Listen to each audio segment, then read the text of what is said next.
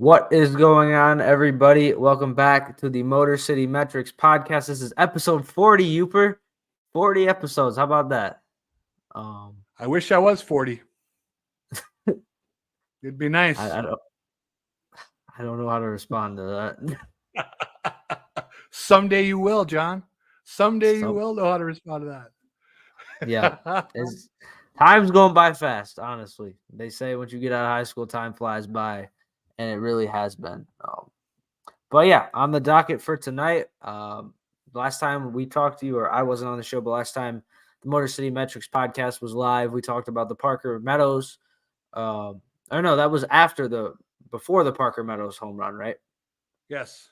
So yeah, we had the Parker Meadows walk-off home run, and then we had 3 tough losses. We did have a Miguel Cabrera home run sprinkled in there as well, so that's something for you. But yeah, I know you wanted to comment, Youper, on obviously having the big walk-off win, but then kind of coming back down to earth a little bit over these last 3 games. So what have you seen out of the Detroit Tigers lately? Well, it's been so interesting. As they played a little bit better there for a few weeks and the offense started to produce a few runs, you started to kind of get some feeling that, hey, something is coming together. But you always needed to temper that by looking at the entire season as a whole and where they are in terms of, a negative 100 run differential and so on. And then on, Friday night, just a classic All-American baseball dramatic moment.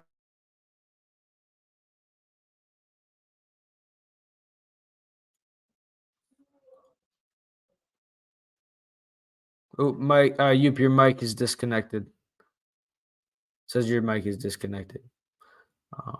Yes, but while Yoop gets that figured out, obviously he's talking about. Oh, you're back, Yoop. I'm back. Yep, you're back. What's the last thing you heard? Dramatic Friday night. That was a good Friday night. It was the All-American rookie with his family in the stands. Everybody's excited. Pounds one off into the nethers of the night, and Dan Dickerson gives it a perfect call. Everybody was happy, right? I mean, that was just a perfect way to start the weekend. I was at the Savannah Banana games when that happened, but I happened to be watching on my phone between innings, and it was just phenomenal. And you start thinking, wow, this team is starting to put some things together. And then, of course, they've played now, including tonight against the Yankees, they've played 3 straight pretty dreadful baseball games where the offense has not worked. And they've started to look like the team that, we watched struggle through, say, in June, for instance.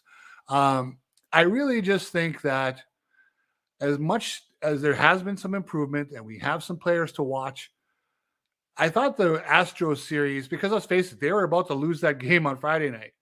And then to, get kind of drubbed on Saturday and Sunday, it showed the wide gulf between what the Tigers are and what a championship team is. Because the Astros, probably not the best team in baseball, but they are, obviously one of the probably 7 or 8 best teams in baseball. They show what a lot of veteran, experienced at-bats can do over the course of a weekend. Wore the Tigers pitching right out. And they had a lot of batters, they have a lot of veteran hitters who are tough with 2 strikes, kept at-bats alive until they could get themselves on base and mash one somewhere. And that's just not what Detroit does right now. And I think that's what we've seen over the last 3 games, and including tonight. This is not a vintage Yankee club, but with some of the power that they have and some of the disciplined at-bats, they were able to wait out the Tigers once they got Reese Olson out of the game, score a few runs, and they kept Detroit off the board. Yeah, I mean, in terms of that 17-4 loss, I was at the game. I got to my 3rd game of the year. It was going okay for a little bit, and then it got kind of rough. I get to see Verlander and Cabrera, but the dramatic part, I won't say the dramatic part, I'm trying to think of like a word. The depressing part, I guess you could say, is I left before the Miguel Cabrera home run. Ooh. So you could say that I potentially missed out on Miggy's last home run, which is, it's not something I really want to tell my kids. I would rather tell them I got to see Miguel Cabrera's last home run, not that I left the game early and missed it. So maybe I'll get to another game. Maybe Miggy will hit a few more home runs, but I mean, it was a classic Miguel Cabrera home run. He really got a hold of that. 391 feet. But yeah, did miss that, but got to see Verlander, which was great. And obviously a Had very to be. tough loss. We got to see Zach Short in the game, and Tyler Holton, as apparently human, gave up 4 earned runs as well. We're going to talk about some of the young Tigers pitchers later on the show. Alex Faedo, he held his own for the most part against the Astros. Did have a couple of struggles. I mean, that Kyle Tucker home run was an absolute laser. I mean, that thing got out of there in a New York second if we're talking about the Yankees. And then tonight you have Reese Olson. We're going to talk about him as well. 20 swings and misses in 4 1/3 innings pitched, 10 strikeouts. So a lot of young Tigers pitchers trying to find their way on this roster, trying to essentially try out for next year to solidify their spot for the 2024 team. So yeah, a lot of great stuff coming on the show as well. We're going to talk about some of the young guys' struggles. We're going to talk about a certain individual who Tigers fans want to be DFA'd, which I didn't really see that coming. I saw it on Twitter. There was a hashtag, so it's official, and we need to talk about it. Yeah. Hashtag official, right? Yes, it is official. But yeah, I mean, there's some good moments about these games. Zach McKinstry is a guy I think we're going to talk about, had 2 triples tonight. He's been hitting better over his last 7 to 15 games. He's been respectable after going into a pretty big slump. And then Parker Meadows, like Tiger Town said, is in the chat. Parker Meadows, he's been drawing walks defensively. He's checking all the boxes, so he's going to be a player to watch as well. So I feel like I've just been teasing this. I mean, we can just get right into it. What are we going to be watching over this next a little over a month of the season for the Tigers? Well, one thing we're going to watch, and what you just talked about, and unfortunately missed it, we're going to watch Cabrera, right? I mean, that's a big part of. We can talk about all the young guys, and we will. But this is our last few weeks to get to watch, probably the best Tiger hit of our lifetime. Hopefully get on a little bit of a roll here for the last few weeks. That was a great swing he put on that pitch on Saturday. Good for him. Or Sunday. Was that Sunday? Whatever it was. That was Sunday. Yeah, it was Sunday. That was cool. Hopefully he has a couple more. If he hits like 3 or 4 more home runs, he'll pass up, I think, 3 more players to move up into like 22nd in home runs. So there's something, and he has maybe 10 or 12 more hits to pass a couple of more players like George Brett as well for the all-time hits list. So that's going to be something to watch. And let's face it, we know it's winding down. We know what the last few years have been like. But now that it's here, he's something to appreciate. And even tonight, he smoked a liner off of Severino. Just a great at-bat. And it's fun to watch some of the at-bats he puts together when he's diminished physically and really probably should have retired a couple of years ago if all things were, all things being equal. But he's there. He gets overmatched on occasion. That's to be expected. But it sure is fun to see the old fella kind of wind it down here and looking like a professional hitter. Yeah, I mean, he's hitting 248 on the year, had his 3rd home run. I mean, he's been respectable. I mean, he's a better hitter than Javi Baez, if we're just being honest. And I mean, he did have a rough start to the season, but he has been respectful. He has gone into a little bit of a slump, obviously not accounting the home run he had, but he's been, I'd say, a respectable hitter. And I think a lot of time, I mean, I remember at the start of the season, we were talking about the Tigers parting ways with him, DFAing him, like him retiring early. And I think he's been a guy that can come in and hit against lefties, and he's been respectable. And that's definitely something we're going to watch to see how far he can climb up those rankings. If he can get a couple more home runs, I can't think off the top of my head who's in front of him right now, but I do know he's 26th all time. So I think he could probably get into like 23rd, 22nd. So we'll see about that. But yeah, I mean, in terms of things I'll be watching, I mentioned a guy like Zach McKinstry. I think he's going to be a guy who got off to a really good start of the season, then went into a pretty big slump, has shown some signs of life. Obviously, tonight having 2 triples, 683 OPS on the year. I mean, that's not terrible. He's hitting around 240. He's a guy that can maybe play that Don Kelly role that I feel like we've always, talked about who can be the next Don Kelly, like this Don Kelly role. Maybe he could play that role for the Tigers next year. He does have 15 stolen bases, Zach McKinstry, this year. So I think he's going to be a guy to watch. Go ahead. I think it's very possible that he could stick around. And I think that one thing that as the team gets better, hopefully, he'll play less. And I think the less he plays, the more effective he might be, and the more his presence will draw less criticism than it might on these years where he's playing a lot, because he's at the level he's probably should. He's not. She shouldn't be a a 2/3 starter for you, where he's starting 2 out of every 3 games. He's not that guy. He had that hot stretch in May, and people were calling him the new leadoff hitter of the future. And obviously, that came to a screeching halt once the league figured out he couldn't hit breaking balls inside. He was toast for several weeks there. Now, I did notice one of those triples tonight came on a pitch that came inside, and he was able to pull his hands in, and he whipped the bat around and drove that in to the corner. That was great, but he hasn't done a whole lot of that the last couple months. That pitch just off the plate and inside has eaten him alive. So that's something I'm sure he'll work on. But I like McKinstry. I think he runs the bases well. You can play him all over the field. He has never embarrassed himself at any single position. But he's probably at best, a 230 to 240 hitter who might show an occasional stroke of power, kind of like Don Kelly. But Don Kelly didn't play much. Yes, Don Kelly didn't play. And I just thought of another idea, and I know it's going to be a little bit off the wall, but I want to save it towards the end of the show because I think it'll be a really fun discussion. And again, thank you to the sponsor of the podcast, Blood Right, for $5.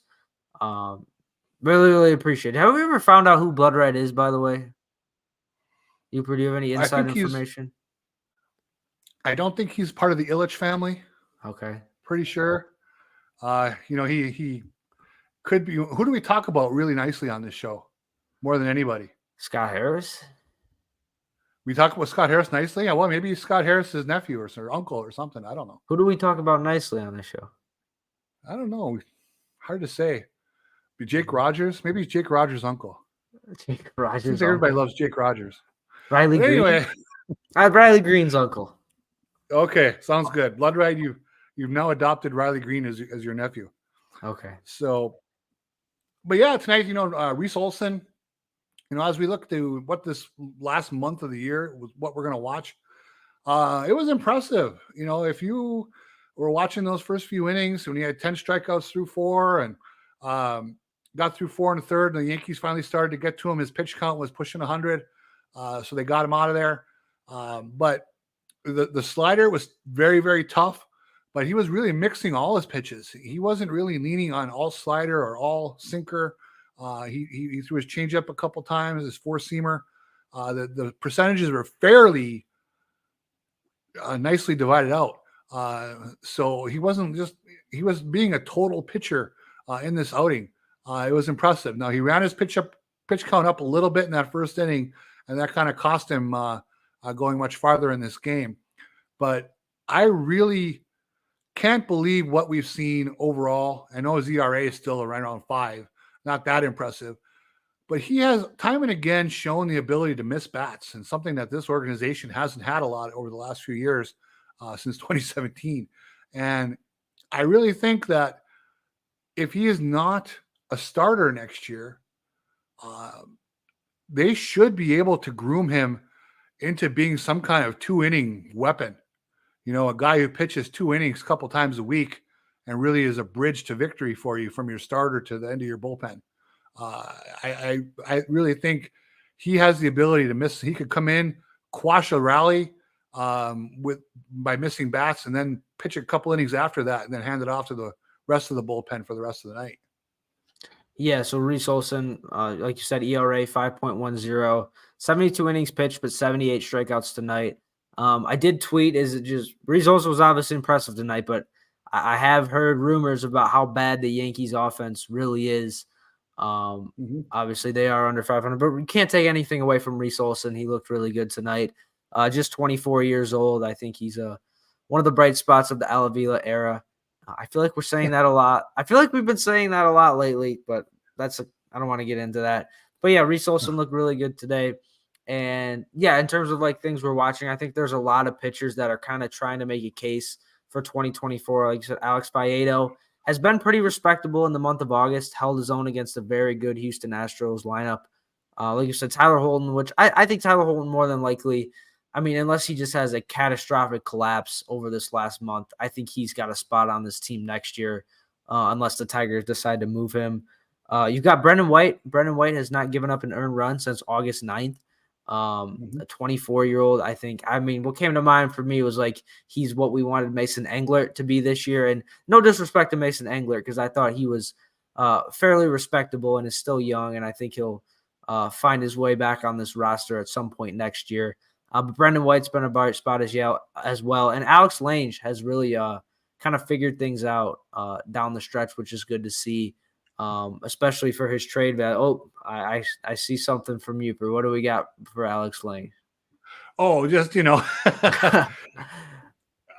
again, he's on a nightly basis. You don't know what lane you're going to get in terms of strike zone, right? He still depends a lot on pitches that we're not in the zone, but we're able to draw a swing. And that's great. I would love as an umpire to be back there someday. And I would love to get back there and just see what's making guys swing at some of those pitches. That'd be really cool because sometimes they're never in the zone. And all of a sudden the pitchers, the batter's waving at them. It's amazing.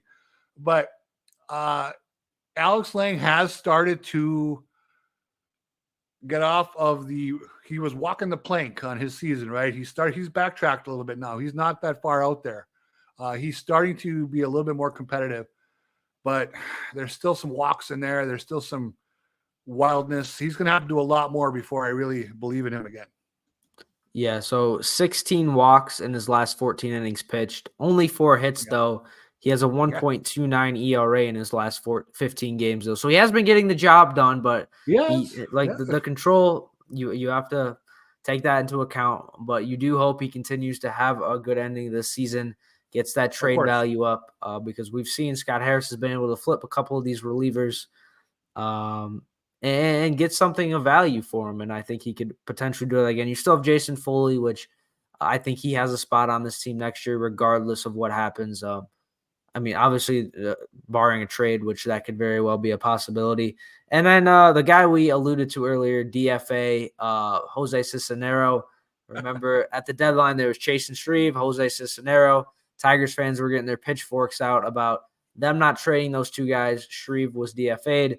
And now Jose Cisnero, ERA, I think is approaching 6 at this point. It feels like he's getting hit around, giving up multiple earned runs in every single outing. I mean, are we just at the point with him at 34 years old where it's time to cut bait and he doesn't have much left in the tank? Well, certainly the latter part, definitely. I don't think there's a whole lot left there. Being 34, that's certainly understandable. Hey, let's face it. They found him on the scrap heap. I think he was out of the big leagues for like 5 years when they brought him back.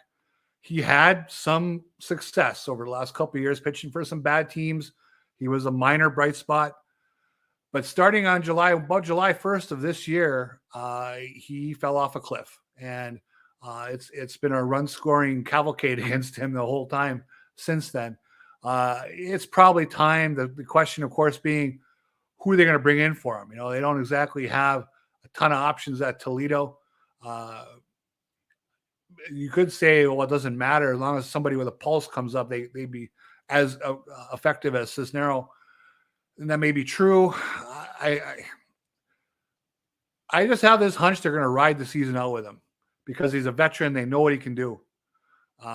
Whether that's right or wrong, I kind of guess that's what's going to be. Yeah, and you talked about potentially replacing him, and we did get a comment from Tiger Town. Tiger Town leaving great comments as always.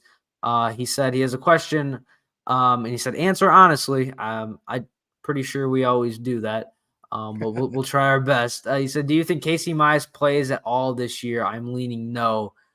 I mean, that's definitely a storyline to watch out for. I know he was throwing a bullpen. I'm not sure exactly how many pitches he was throwing. He threw 20 pitches to a batter, to live hitting, right? And got genuinely, positive reviews. Although they rarely say somebody sucked in one of those things. Okay, if somebody had sucked, or they wouldn't say much. But they said he looked good. We'll take it for face value. Take it for what it's worth. Will he face live hitters in the major leagues? I'm going to say no. Will he pitch in Florida at the Instructs? possibly. Will they put him in the Arizona Fall League to get some innings in? I suppose that's possible. But I don't see him pitching in a Tiger uniform in September at all. Yeah, I don't think there's any reason to rush him. I believe he's 26 years old, which is kind of crazy to me that Casey Mize is almost in the prime of his career, and he really only has had one full season. Yeah. Because he really doesn't get the same criticism or the same light isn't shined on him as Spencer Torkelson. I think just because Torque is a hitter, but Casey Mize was a number one overall pick, and I think him entering the prime of his career, I mean, he'll be 27 years old next year. You really hope he can start to figure things out and have a couple good seasons for the Tigers and be a part of this winning formula for them. But yeah, I don't think there's any reason to rush him back. Make sure he's ready for next year. I'm sure he might have an innings limit next year, or they'll try to play it safe as well. But honestly, as a Tigers fan, I think having Matt Manning healthy and pitching pretty well, having Tarek Skubal healthy and pitching pretty well, I think that's good heading into next year. Knock on wood, hopefully both of those guys stay healthy throughout this season and in the offseason. But yeah, no reason to rush Casey Mize. And I'm very excited to see what he can be next year because he's going to be a very important part of the future of the Detroit Tigers.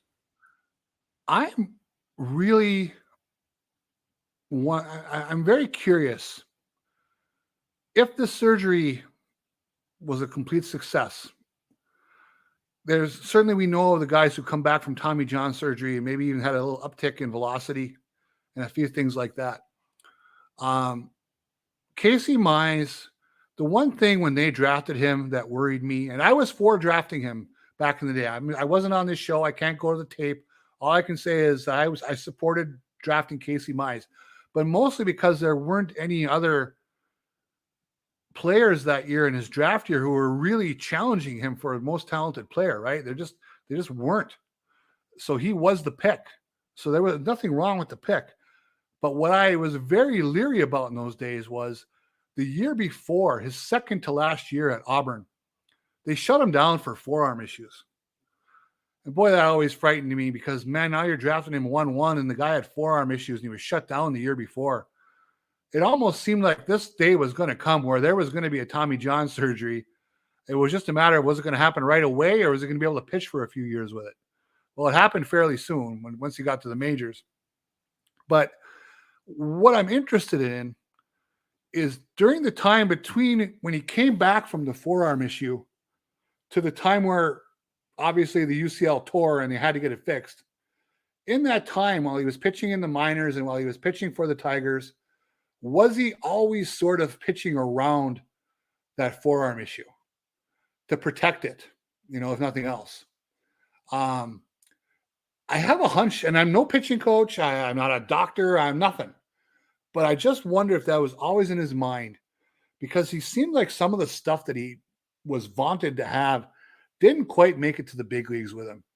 The nasty splitter. We only saw, little peeks at it. We didn't see the full thing unleashed. Sometimes his fastball just looked kind of dead, even though it had decent velocity. It wasn't moving. I'm really, really excited and interested to see if he comes back with a little more confidence in his elbow and if he's really ready to rock and be the Casey Mize that they drafted. I just have this hunch in the back of my mind that is what we might see starting next spring, which would be pretty exciting. Yeah, I agree with that. And I remember on MLB Network, there was Pedro Martinez. If you remember the breakdown he did of Casey Mize, basically predicting his Tommy John surgery and basically like breaking down the way he was throwing the ball and the tension he was putting on his elbow. You hope the Tigers are going to be able to figure that out with Chris Fetter. I remember talking about Alex Baedo and how when he came out of college, the Detroit Tigers kind of changed the way he was throwing. And now it looks like he's reverting back to what he was doing. You really hope they can figure it out with Casey Mize because at the end of the day, he is a number one overall pick. And I don't think he's ever going to get the same criticism as Spencer Torkelson does. I don't think he's ever going to have as much pressure as Spencer Torkelson has. But at the end of the day, he's a number one overall pick. And he needs to produce for this team. I mean, in 2021, he had a decent season. Threw about 150 innings, was arguably the Tigers' best pitcher on a team that won 77 games. But you really hope as he gets healthy, he could be a big part of this rotation because I mean we were talking about him as a potential Cy Young winner when he was drafted. That's the expectation you have when you're the number one overall pick. And I think now we just want him to be a contributor, maybe make an all-star team or two. Have a good 5 to 8 year stretch where he can just be a consistent contributor for the Detroit Tigers. And you really hope now that this surgery is behind him, we can see that heading into next year. And yeah, I mean that's going to be a big storyline to follow as well. But yeah, I mean I had on the prep sheet like roster battles. Was there any particular roster battles you think we're going to be looking out for as the season goes along? Well, at catcher, I mean, Jake Rogers has had the year that people were hoping he would have. He hasn't hit for average, but I don't think anybody expected him to hit for average. He's solid behind the plate. He throws well. He provides a little bit of power. I thought he flattened out his swing a little bit, not quite as uppercutty as it was in the beginning, and I think that helped him a little bit get the occasional base hit as well. So I think he's back next year. Now it's a matter what they want to do with Carson Kelly. Now, I know some of Tiger's Twitter is all up in arms that he sucks. He's no better than Haas, blah, blah, blah, whatever. Haas was no good either, okay? I mean, he was popular, big deal. Not even everybody loved him. But they're going to get another month look at Carson Kelly, get a sense of how he handles pitchers, see what his bat looks like, if there's something they can fix. Do they want to bring him back? Because he would be under control for next year and wouldn't cost them an arm and a leg for their backup catcher, where they could go with Rogers and Kelly if they don't believe Dingler is ready at the start of the year. Yeah, I think that's a good roster battle as well. And I mean, I was thinking of some roster battles maybe down on the farm because I kind of wanted to touch on this. I know we have Raj and Uper, they're minor league guys. They have their minor league podcast on Sunday nights. But yeah, I mean, we just had a comment about Cole Keith.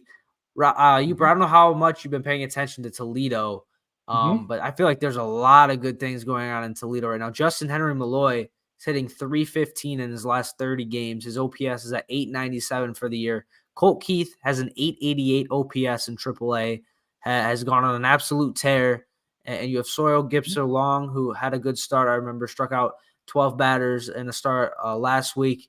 And then you have Dylan Dingler there and Jace Young, who is a little bit farther down the system, has been hitting well in Double A. So a lot of good things going down on the farm system, and you got to wonder how does that impact the potential roster looking for next year. Well, I think you look at someone like Ryan Kreidler, who I think they're still going to want to give an opportunity to. He's starting to hit a couple of home runs lately. They love his defense. He can certainly play. Probably second, third, and short. I wouldn't doubt he can handle the outfield if they put him out there a little bit. Do they want him, a young guy like that, versus a Zach McKinstry? Next spring, that could be the battle for a roster spot. But at the top of the lineup, that's where the sexy stuff happens, right? Colt Keith, Justin Henry Malloy, the gaudy stats that they're putting up. When are they going to get their opportunity? It sounded like it's not going to be this fall in Detroit, just reading between the lines of what Scott Harris said to the media. And that's okay. But will they be counted on at opening day next year? I think Malloy probably has a chance. Colt Keith, they're probably going to be conservative unless he really tears the cover off the ball in spring training. Then it comes down to, do they want these guys on the opening day roster on the off chance that one of them could win Rookie of the Year and they get a first-round draft pick, which would be awesome? Or do they play the service time game, which they can control, bring them up 7 to 10 games into the regular season so that they can control them for an extra year before free agency? That's going to be the big talk, I think, next spring when they're looking to make the final roster, depending what kind of free agent signings and trades they make. Yeah, I mean, if I'm being honest, I think Justin Henry Malloy is a better hitter than Parker Meadows. I think Colt Keith is a better hitter than Parker Meadows. I think it just comes down to defensively. Parker Meadows is a good defender. He's ready to contribute defensively at the major leagues. I saw some numbers on Twitter about his defensive WAR and how he's already impacted the Tigers positively there. And I think it just comes down to Justin Henry Malloy is not a good defender, and you don't really know where he's going to fit in. And Scott Harris doesn't think he's ready to contribute on that on that side of the field. And I think the same thing with Colt Keith. I don't think Scott Harris believes he could stick at third base every day. So we've heard talks about him playing at second base. I think that's what really is holding these guys back. I mean, Colt Keith is still just 21 years old, a couple years younger than both of those guys. But it's really interesting to see, and it's really exciting to see what's going down in Toledo. That offense has just been on absolute fire. I mean, you look at a guy like Winsell Perez hitting 304 on the year with an OPS over 1,000 and around 100 at bats as well. He's another guy you don't really know where he's going to stick defensively, because I've heard Raj and Chris say his defensive struggles in the infield. But that's another guy that's been hitting really well as well. So it's a good problem to have all these guys that can hit, but you hope they can figure it out defensively and they can find a spot on the roster next year. But yeah, Well, a lot of good things. Go ahead. As I always say, if you can hit, they will find a spot. Okay. Really, it comes down to the offense. Colt Keith's going to play. Okay. I think no later than the end of April, as long as he got out, if he doesn't make it out of spring training, he will be up before Memorial Day. I would be really surprised at this point if he wasn't. The only things that would do that would be an opening slump, an injury, or if the Tigers make other moves this winter and they are winning from the get-go next year. I don't know if any of those things are going to happen. I don't think any of those things will happen enough to prevent him from being on the team. He has just shown the ability to hit at multiple levels now. He doesn't have a big weakness that I'm aware of. Again, we've talked about this. Do you want him to hit for average? Great. He hits for average. Do you want him to draw some walks? He does. Do you want him not to strike out a ton? He doesn't strike out any more than a normal guy. You want him to hit lefties? Well, he's shown lefties that he can hit them. You want the power to come? Power has come. So he's answered the bell pretty much at every point of development as a hitter. So I think that at some point, with given the Tigers' offensive woes, he needs to get at bats, and it needs to happen. I was hoping it might even happen in September. It sounds like it won't. I would say by the end of April into May next year, he's a Detroit Tiger. Yeah, I would agree with that. I think they don't want to rush anybody. I think we saw that with Spencer Torkelson. He was rushed. If I'm being honest, I think Parker Meadows, I don't know how ready he's going to be offensively. I know he's gotten off to a nice start. He's been drawing some walks, but he did strike out 123 times and 449 at bats in AAA this year. So I'm not saying he's going to regress, but I also wouldn't be surprised if he starts to regress a little bit offensively. But yeah, I think they don't want to rush these guys, and you always want to have a backup plan in place. That's why I think guys like Zach McKinstry, Andy Ibanez, even Akil Badu, having these guys that can fill in and be respectable. Because, I mean, those players, they've been respectable. I mean, they've been below average hitters, but they also haven't been dreadful. I mean, not to the extent of the 2022 Detroit Tigers. So you have those guys in place. If you call up a Colt Keith or Justin Henry Malloy and things go south, you're not stuck there saying, what do we do now? We don't have anybody to replace them with. So I think that's very important as well, taking that into account heading into next year. When guys like Akil Badu, and he knows the score, right? He knows who's coming up behind him. He's been at Toledo a little bit. He hears the whispers. He knows what his batting average is, and how his performance level has come and gone. Next year is going to be a very big year for him. I mean, they have options left on him. He could spend a year in Toledo, and that's would stink for him, but they would keep him in the organization. I don't think he's going to be set loose or anything. But he has to know that Winsell Perez is probably going to have to play in the majors at some point. Justin Henry Malloy is probably going to at least get some taste of playing in the outfield. Parker Meadows isn't going anywhere probably anytime soon. And then Green and Carpenter, do they want Carpenter to be a DH? I wouldn't want him to be a DH so early. So there is actually a little bit of a logjam in the outfield, which will probably necessitate a trade. Or some guys are going to get left in Toledo who really think they should be in Detroit. It's a good problem to have, and it's not even a problem yet. They all have to prove they can play in the big leagues, but it's certainly something you can kind of see coming over the horizon. Yeah, even a guy like Justice Bigby hitting 352 down in the minors as well. It's just crazy. I can never remember a time where we've had so many young hitters coming up the farm, all performing so well at the same time. Um, Mhm. it'll be really interesting and really exciting. And obviously, we know competition is going to make these guys better, and you want that competition. You want these guys to be fighting for those roster spots. And I think that's what we're going to be heading towards with the depth that Scott Harris has built. And again, with an off season coming too, we don't know who they're going to bring in. I mean, they don't know who's going to all of a sudden get offered to them, and that could change the whole equation for several of these guys. You talked about Parker Meadows and striking out, and he does. He strikes out a little bit, but he has some power. He was able to hit some lefties this year in the minors. Um, I'm just blown away by the athleticism. For someone 6'5", his size, the way he runs is so graceful and powerful at the same time. That triple he had where he just turned on the Jets going around second. I've seen him play in person here in Des Moines where he has cut some balls off in the gap that looked like sure doubles. And he just loped in there like a gazelle and caught them like no problem. For his size, to have that athleticism and that mobility, really, what a godsend for him to have. I mean, I think he's going to stick as a center fielder. I think that's good for Riley Green in the long term in terms of the wear and tear on Riley Green to be able to put him in a corner, probably left field at some point if Carpenter can become an adequate right fielder. Yeah, I definitely think Parker Meadows just defensively. I don't expect Parker Meadows. I'm not going to say never be a good hitter. I would be surprised if he ever is a guy who has an OPS over 800 with 20 to 25 home runs. I think he's probably going to be around league average, might be slightly above league average, but I think defensively, what he can do on the base pass as well, he's going to have a spot on this team. I think he kind of offers you a little more with Akil Baddoo. I think the offensive upside is a little higher with him. I think he's a bit better defensively. He certainly has a better arm than Akil Baddoo in the outfield. So yeah, and you mentioned guys that they could potentially add in the offseason. I know last Monday we talked about free agents. That was a really fun discussion.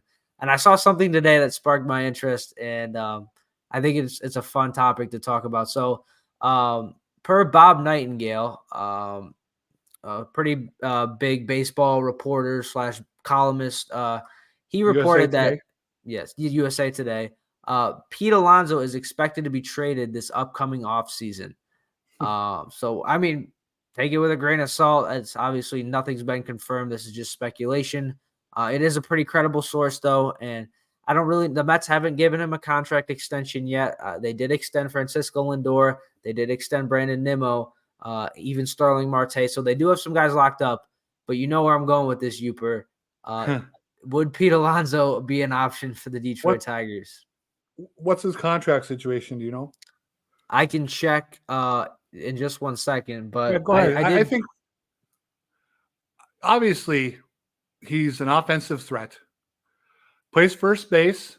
Tigers got a guy there, but that's okay. That doesn't mean everything. Obviously, you're interested, right? I mean, who wouldn't be? The guy's an all-star. He has prodigious power. He would add something to any lineup. The Tigers have been woefully power deficient for a long, long time. He would address a whole bunch of that. You sometimes worry how sluggers age. What is he, in his late 20s? Yes, he is 28 years old right now. Okay, so he'll be 29 next season. Probably still has a couple of good years left. I think you'd probably explore it. But I think also a lot of teams will explore it. What are you giving up for Pete Alonso? Have you seen the contract? Did you look at it? Yeah, so his last year of arbitration is next season. So you would basically just be getting him for 1 year, and then he'd be an unrestricted free agent. Okay, that's a lot. But if we're talking about competing for the division next year, you add a guy like that who's hitting you 35 to 40 home runs. You said moving Kerry Carpenter to the outfield. You slot him in right there as your DH. What's his on base percentage? I can double check that for you in 1 second. But like in terms of like what you would want to trade for him, is Colt Keith untouchable? Is Justin Henry Malloy untouchable in a Pete Alonso trade? Justin Henry Malloy wouldn't be. I mean, he would be definitely available, I would say. Again, you'd have to approach it like you're going to get him for 1 year and 1 year only, right? Are you giving up Colt Keith for 1 year of Pete Alonso? Like, for instance, if you just plug Colt Keith into the lineup next year, and let's say he has a average to slightly above average rookie season, whatever those numbers end up being, how far below Pete Alonso is that next year? Okay. Probably a lot less, but maybe less than we think. And also then whatever club the Mets would get Colt Keith for the next 5 or 6 years after that. So that's a lot to give up. I would say it's more, I mean, could you give up pretty much anybody not named Colt Keith and Max Clark for Pete Alonso? Yeah, I think you could. I don't think there's anybody else that's that untouchable in the minor league system beyond those two names. So I got a name for you, but in terms of his on-base percentage, 324 on base this year, is hitting 221. Last year at 271 with 40 home runs. He does have 39 home runs already this year. Career 876 OPS. Obviously had 53 home runs his rookie year. So he's a guy, you know, you can chalk him up for 40 home runs, a middle of the order bat. But when you talked about you're not trading Max Clark, I'm with you there. You're not trading Colt Keith, I'm with you there. I'm a very big fan of Justin Henry Malloy, but I understand if you were to trade him. Jackson Jobe, would you give up Jackson Jobe in a Pete Alonso trade? It's a tough one, isn't it? Yeah, you know, here's the thing. You'll get another month of, well, not quite a month, a few more weeks of watching Jackson Jobe. See how much you truly believe. I think in the end, I might do it. I really would. If I'm Chris Ilitch and I want to make a move to win this division next season, and I'm done waiting, and I'm going to tell Scott Harris, hey, guess what? I'm done waiting, and I own this team, so do what I tell you. Then yes, I think that move could probably be made. Because, you know, Jackson Jobe is a pitcher. They break down. He's already missed a little bit of this year because he had a back injury. So, you know, you roll the dice a little bit and you get a top slugger. I am a little afraid that he hit 221 this year. I didn't realize he had sunk quite to that level. But, you know, maybe he's been injured. We don't know. Still hit 39 home runs, though. You would hope next year he'd come over to Detroit and still put 40 on the board. That would change the look of the entire lineup. No question about it. So I could see Jackson Jobe. I would probably hate myself for doing it, but I think I'd still do it.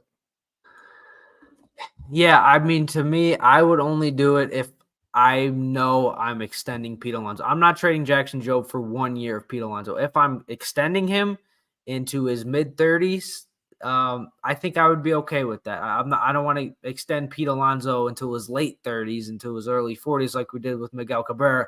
But if you extend him and that contract goes to his 35, 36 years old, I would be okay trading a prospect like Jackson Jobe if I know I'm getting a middle of the order hitter that's going to hit me 35 to 40 home runs for the next 8 to 10 years.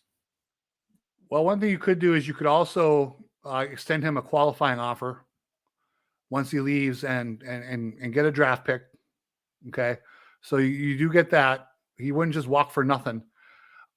I am very leery about a lot of sluggers as they enter their 30s, where their career is going to go. I think the road is littered. The ditch by the side of the road is littered with sluggers who kind of waned a little bit once they hit their 30s. So that would concern me some. I would think I would have no problem if you could just go 1 year. Really, it's if they really want to go all in and try to compete next year, then then you have a chance of extending him. But he's going to want a lot of money. I'm not sure if Chris Ilitch is up for that. Yeah, I mean, I understand getting the draft pick, but Jackson Jobe is still a guy with a lot of potential. If I'm being honest, I think he has a higher ceiling than guys like Casey Mize, Matt Manning, even Tarek Skubal if he stays healthy. So giving a potential front of the rotation starter for 1 year of Pete Alonso, that's a lot to ask. But, I mean, we'll see how eager the Tigers are to compete. We know the free agent market is not great. And I did see the tweet from a guy named Joe M on Twitter, basically listing the Detroit Tigers' potential lineup for next year, which obviously this is very out there, but he did have Pete Alonso batting fourth, did have Matt Chapman batting sixth as well. So if the Tigers really wanted to go all in, they could add two right-handed bats that can hit some home runs for the Tigers. And improve the dead zone at third base with Matt Chapman defensively and offensively. It's all fun to talk about. It would be stunning if they did it. It appears to me anyway. I'm not sure Scott Harris sounds like a big free agent guy. They're going to try to build from the organization with waiver claims and drafting, small trades. But we don't know. We'll see. That's the whole mystery of this entire organization right now. People get on Scott Harris's case because he's been on board for a year, and they had one fairly quiet offseason with him at the helm. But that we still don't know exactly what Scott Harris's MO is going to be moving forward. I mean, he has a lot of time here to build this organization in what he sees as his image. So, it would taking a real risk on a 1 year for Pete Alonso, whether you can sign him or not, and giving up a good price for him is that deep down in Scott Harris's gut a possibility? We don't know.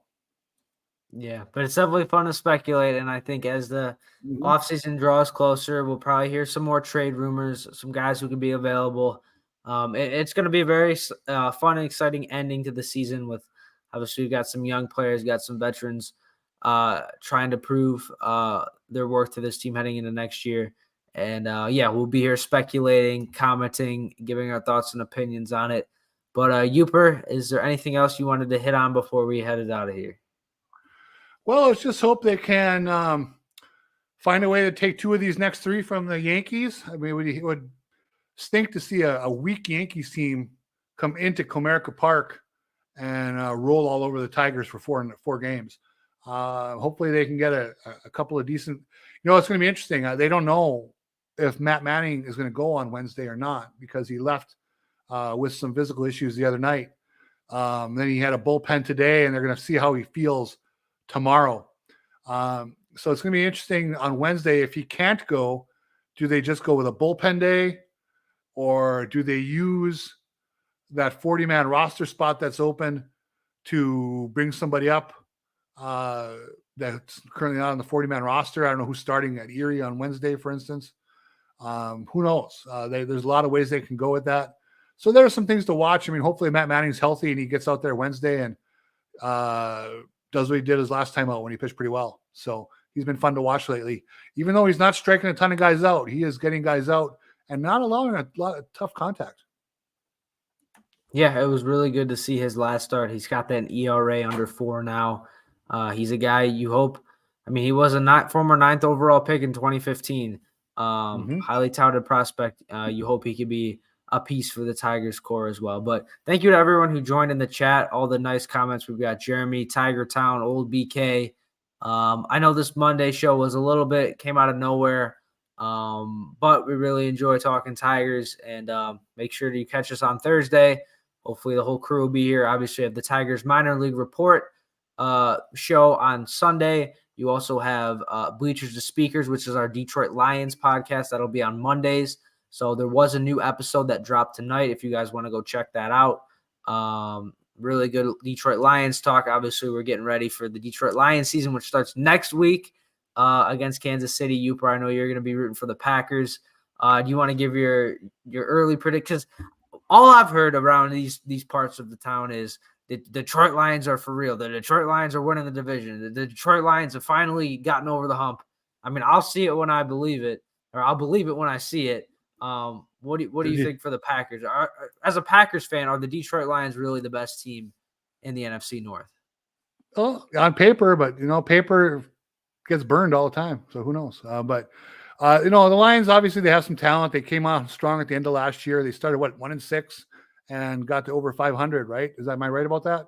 Yeah. So sure, they came on strong. My dad was a Lion fan growing up. as when I was a Packer fan for a lot of reasons, which I won't bore people with right now. Uh, we've certainly heard this in the past other years where this is Detroit's year. The Lions have won one playoff game in my lifetime, John. One. So, but none of those past failures matter. It's the team they have on the field now. I think they're going to be a tough team. I also think the Packers are a good young team. The Packers have one of the youngest teams in the NFL. They have, I think, 2 guys left on the roster over the age of 30. The NFL is a young man's game. Jordan Love is getting some good reviews here in the preseason. He looks very calm. He's making the right decisions. He didn't throw any interceptions. So we'll see. If by some stroke of luck he becomes a top-rated quarterback, heaven forbid another Hall of Fame quarterback, the Packers will be going on 33 plus years of extremely good quarterbacking, going back to 1989, with Mikowski in his one big year, and then Brett Favre and Aaron Rodgers. If they can add another incredible quarterback, it would be just one of the greatest sporting things that happened in my lifetime for a team that I follow. So we'll see. No guarantees. He could stink as well. We have a long way to go, but I think Detroit and Green Bay will fight for the division. Yeah, we said Minnesota, who won a lot of close games last year. They're still in the fold as well. You have Chicago with Justin Fields, kind of a young up-and-coming team. I'll be honest, Hubert, this is the longest I've talked about football, I think, in a very long time. Me too. Yeah, but I'm excited for the Lions season. And if you guys are Lions fans, if you guys are football fans, we have Bleachers of Speakers. Make sure to check that out as well. But yeah, thank you for all the nice comments, and thank you for everyone who's tuning in. Make sure to check out all the other content we have on the channel. Make sure to follow us on X or Twitter or whatever. You can follow Uper on Twitter, who is seldom correct but is never uncertain. I can confirm that. Red Wings too. Maybe one day we'll get some Red Wings talk on the channel. But yes, for me, Uper, everyone here at Motor City Metrics, thank you guys so much for tuning in. Good night, everybody. Good night.